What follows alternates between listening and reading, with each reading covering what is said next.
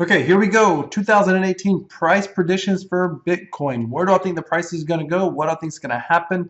I've got two predictions actually.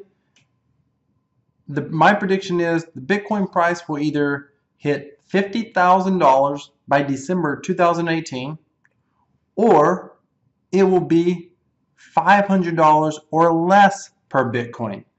Now, none of that sounds crazy, but I'll explain this on both points. First of all, it's very possible Bitcoin could hit $50,000. If you just look at the growth from last year, it started out at $1,000, just under $1,000 per Bitcoin January of last year. It's currently sitting at almost $15,000. That's, like a 15x gain, 1,500% gain. That's unbelievable. The idea that it could potentially just go up to $50,000, which would be roughly not even a 4x gain, I believe that that is absolutely possible without question. The CME, the CBOE has opened up options. Institutional money's coming in. I mean, there is a possibility Bitcoin could even go quite a bit higher than $50,000.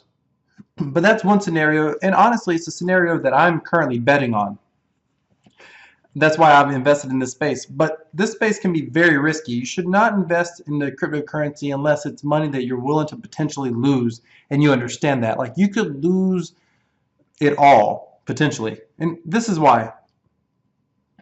Most people don't understand that most governments around the world do not want a competing currency. And there's a documentary, I'm going to put a link down below this video, of a documentary called Money as Debt. And you should watch that documentary. It's about 45 minutes. In fact, I actually think every middle school child should watch this documentary. It's a relatively short documentary. It's very simple to understand, but once you understand it, once you watch it all the way through and you get to the end, it talks about the history of money, the history of currencies, the history of states and I mean countries. When I say states, I mean national states, countries issuing their own currency. And it talks about how currency and management of currency and money supplies have changed, and it ends towards the end you understand why they would not want a competing currency or a non-inflationary currency such as Bitcoin or any other cryptocurrency that has a blockchain. So with that being said, the reason that I could potentially see cryptocurrency taking a big hit and going down below 1,000, I even say below 500. If that happens, I hate to say that I called it. That's not something that I want to be responsible for calling, but I do believe that it could happen. And here's why. Just look at what's happened with right here with South Korea. This is an article about South Korea imposing new restrictions on cryptocurrency and trading to limit speculation. It's very important to understand that Japan has come out and outright banned trading cryptocurrencies. South Korea has put very strong restrictions on it. I'm going to talk about it here in a moment. I'm sorry, not Japan. China has banned cryptocurrency. The biggest markets for cryptocurrency trading right now, I believe, are US, Japan, and South Korea. Now, if you look at this, here's what they ended up doing. You could read this article, but basically what they ended up doing is, it comes down here, hang on. They will ban on opening anonymous cryptocurrency accounts, meaning that they have to do all the basic know your customer type laws. And it doesn't say it in here. They also banned investing in anonymous coins, Dash, Pivx, Monero, anything that has an anonymous aspect to it, they banned. So in South Korea, you currently are breaking the law if you buy those cryptocurrencies. At the same time, they're going to put strong regulations, or they already are putting strong regulations, where they can much more easily shut down cryptocurrency exchanges. Now, they always do this under the guise of protection. It's about protecting the people. It's about limiting speculation. And in this article, they say it's because it's just too risky. In other words, they think you're too stupid to be able to make your own decision, and they want to basically protect you, which, of course, I think is ridiculous. Because it could result in high losses due to excessive volatility. Okay. The flip side of this is they're going to limit speculation to protect you. They also like to use things like, they say that, the privacy coins, it's really about preventing things like money laundering and terrorist funding, etc. If this occurs, and this could easily occur here in the States, I believe you could see the market price plummet to below 5,000, below 3,000, maybe even as low as $1,500 or $2,000 if they do this here in the States. And they very well could do something like this here in the States. Again, if you watch the documentary Money is Debt, you'll understand why they why it's actually possibly in their best interest to do something like that, especially if it happens to gain too much appeal as a potential currency. Now, as long as it's a tradable asset, they'll probably just regulate it very closely and pay a lot of attention to it. But if it starts to get mass adoption and people start using it a little more as a currency, that's when I think the biggest crackdown is going to occur.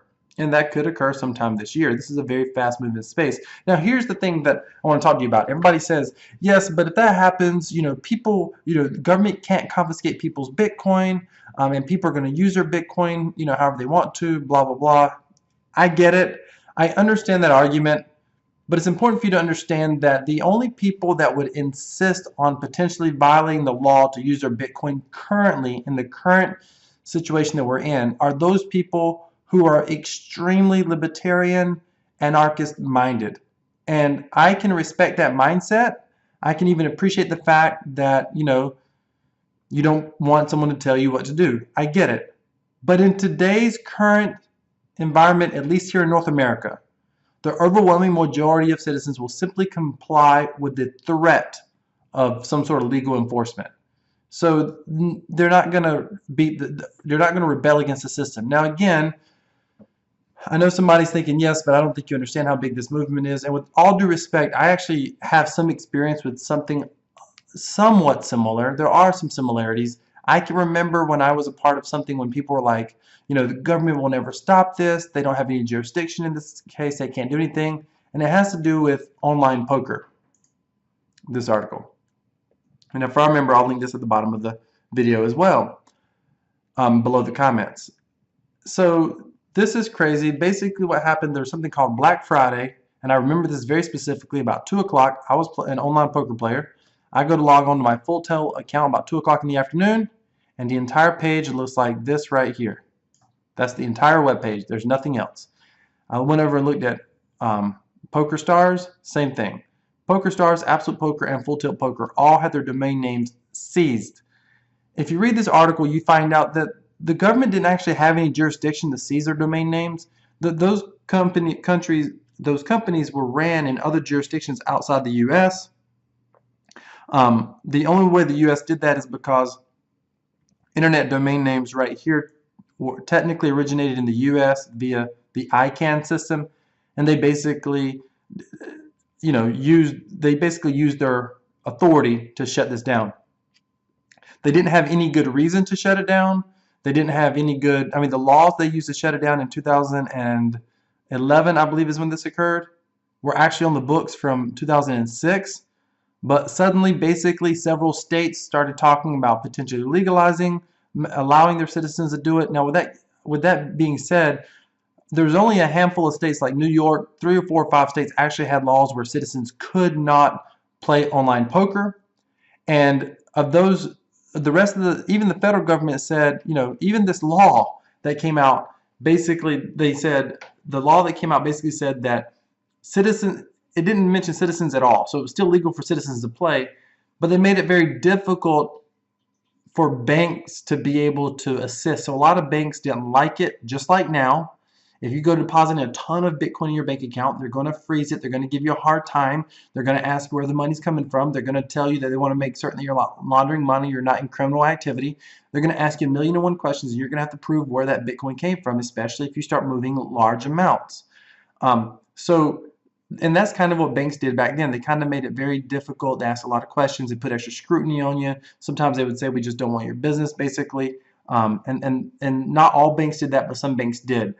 The U.S. government basically came in and they confiscated these domain names. Now, it didn't end the websites. I want you to understand that. There was other websites that were smaller websites, and PokerStars came back and didn't open up to U.S. players. Full Tilt basically went through their own drama and someone else bought them out, reopened up. They didn't allow U.S. players. Absolute Poker basically just left the market altogether. There are other sites though, like for example, down here there's banners, Bet Online and Bovada, which later changed their name. No, it's Bovada. It was Bodog and then changed their name to Bovada. Those websites are still available. U.S. players can still play on those sites. So people always thought on the forums, it doesn't matter, as long as there's a website out there that will allow U.S. players to play, they're going to still play. That's not what happened. At one time you could log on to like Full Tilt Poker and see like 200,000 players playing live at any one given time. As soon as the banks got involved, and they no longer allowed banks to basically, after Black Friday, banks wouldn't do anything. They would not send money at all to online poker accounts. So what you had to do was you had to either Western Union the money, which isn't that hard, but you still had to do it through Western Union, or use Bitcoin. And most hardcore poker players thought everybody would keep doing it. You know, they don't want the government to tell them what to do. They'll still be doing it. I'm here to tell you firsthand, you can still find online poker games today. But instead of seeing 200,000 players, you'll see like 200 or 500. It's nothing, not even a fraction of what it used to be.